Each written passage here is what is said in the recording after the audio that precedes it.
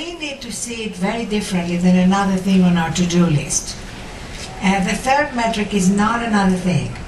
It's basically changing the way we experience life and moving from struggle to grace. That's how I see it. Now, let me just make it very clear. That doesn't mean bad things won't happen. That doesn't mean there won't be obstacles and things that happen during the day that we wish didn't happen, or worse, crises. It does mean that we're going to approach all that completely differently. Right. And that for me is the key. Because what we realize when we begin to live that way is that life is shaped from the inside out. We think life is shaped from the outside in. But all the people I quote in the book, Stoic philosophers, spiritual teachers, poets, will tell us it's not so. That in fact, even Viktor Frankl, who lost his brother, his pregnant wife, his family in a concentration camp, he said the one freedom nobody can take away is the freedom to choose our own attitude.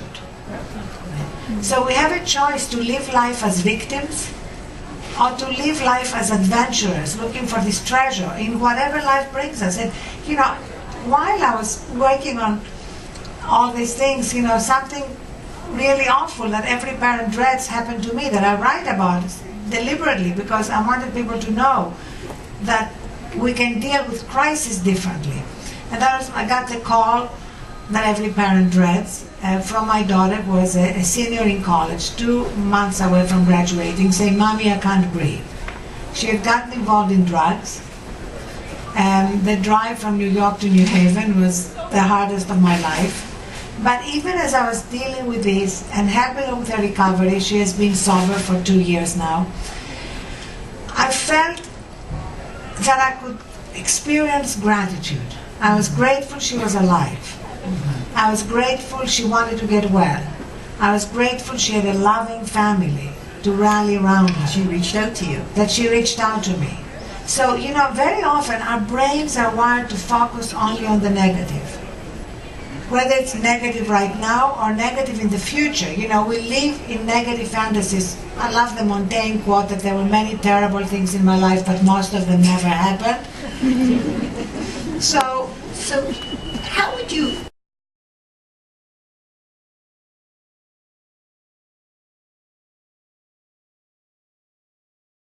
What is burnout? How would people know? Because, it's a bit like the boiled frog. Like, you add to it slowly. You don't know until you fall over that you're actually burned out, or you have a heart attack, or you have. Right? So it's like it sort of builds, and we almost get used to operating without sleep, without being in touch with those things. So say a little bit about, given that you've spent a couple of years putting this together, talking to people. What would be some of the things we would feel on our way to full burnout? Well, first of all, it's so important to realize that very often, as Heather said, we are not aware that we are burnt out.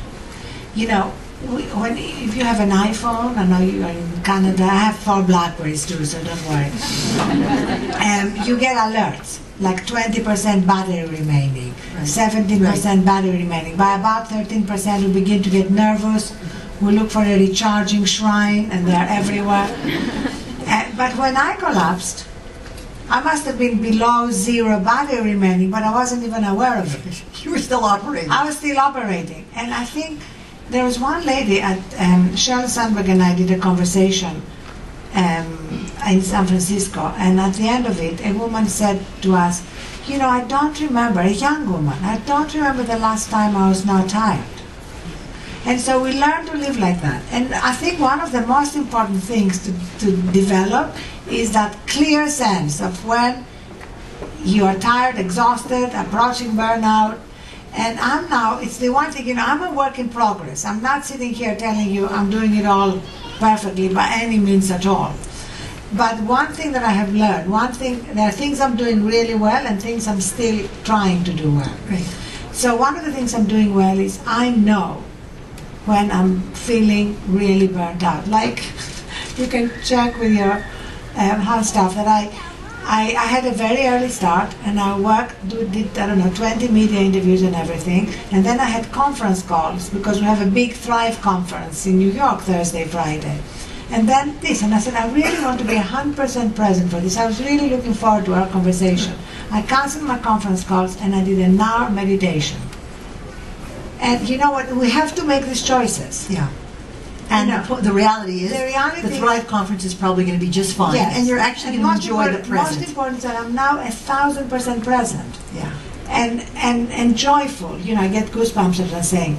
I think for me, joy is a great barometer of how burned out we are or we are not. So sleep and meditation are two things you believe in, Yes. and you do talk about a lot. And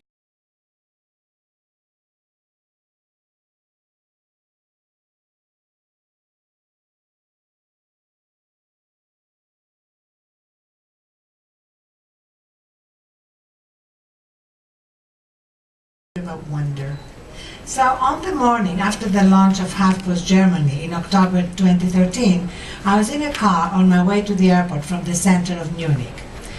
It was raining, which gave everything a beautiful, almost magical shimmer. All the buildings and trees seemed wrapped in wonder. Yet when I arrived at the airport, everyone I talked to was complaining about the rain. We are all experiencing the same weather, but with very different results. Wonder is not just a product of what we see, of how beautiful or mysterious or singular or incomprehensible something may be. It's just as much a product of our state of mind, our being, the perspective from which we are looking at the world. At a different time, in a different city, maybe even most times in most cities, I too might have been annoyed by the rain. But at this particular time, in this particular city, what came to my mind instead was a poem by Albert Hofstadter. I know his name sounds German, but he's from Texas. We forget we are mostly water, till the rain falls and every atom in our body starts to go home. So beautiful, right? So